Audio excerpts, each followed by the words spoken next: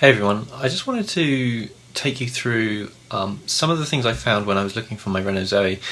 First thing I thought when I saw the price was, wow, over £20,000 for essentially a small car. I thought that was too expensive, and I pretty much wrote it off. I thought, actually, I don't want to spend huge amounts of money on cars. I've never been one to spend money on cars. Really, I pretty much maintained and did all the work on my cars forever. This literally is the first new car I've ever bought. So it was a big step, but still, when you see that kind of figure, you think, wow, that's a lot of money. But actually, what I found was it was just false. It wasn't the true cost of the car. So when you actually get into it, when you get into the website, so let's just I've got the screen on here, so let's just head over to the Renault. Let's just Google Renault Zoe, and head over to the Renault website, see what it's got to say. It probably says something different to when I bought it. Oh, there you go. So Renault Zoe, starting from £21,920. £21,920. Wow, it's almost like they don't want to sell you one. I wonder why that could be. We'll get onto that in a minute. So then we'll go in and let's view some offers. Let's see what's going on. The different models of the car. So we've got the dynamic nav. So obviously these prices will be a little bit different because the government grant was reduced by £1,000. So when we got the car, it was £4,500, and now it's gone down to £3,500. So now with that grant taken into account, you can see the price has changed on the headline. It's now £18,420. So let's just scroll down there, and you see, look, they've put a typical representative example down on the pricing there. But what they don't make any they don't highlight at all here is that some of this is saving you money. So if you actually look down these figures, there's a deposit contribution. So the Renault deposit contribution is £3,076, which now suddenly takes this car to £15,344. And well, now we're talking about kind of, the kind of money you might come to expect to pay for like a Ford Fiesta or something like that. Not that I've really looked at how much Ford Fiestas cost, but it seems like a much more reasonable figure. And then when you take into account that this is an electric car, that it's got no road tax, you don't have to put fuel in it. Well, you have to put electricity in it, but it doesn't cost anywhere near the amount of money that diesel or petrol costs, and I mean not in the same order of magnitude. So if you want to charge an electric car, even if you're on not an economy 7 tariff or anything like that, you're going to be talking about paying about £9 to charge that car up, and then do 130 miles on that charge. So it's much cheaper to put fuel in a Zoe. So I just thought I'd make that, because actually one of the things that I thought was Renault are really underselling this car. Like, why would they be doing that? Why would they not put like a headline figure which takes all of these things into account?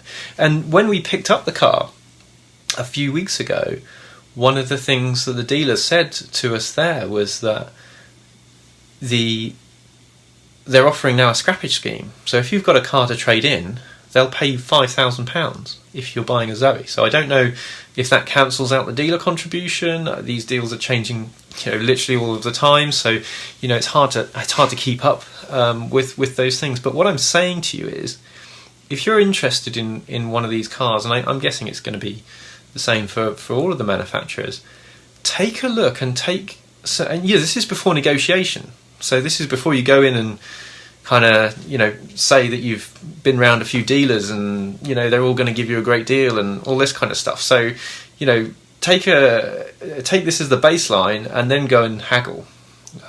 So we paid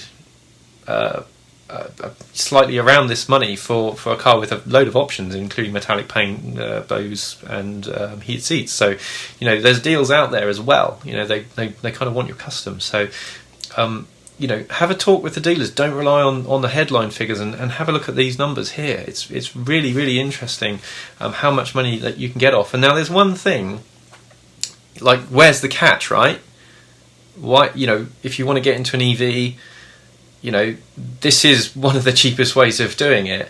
You know, you've got Teslas up here, everyone's talking about the Model 3, everyone's, you know, and it's like, oh yeah, one day it'll be £35,000. Well, actually, that's still a lot of money for a lot of people.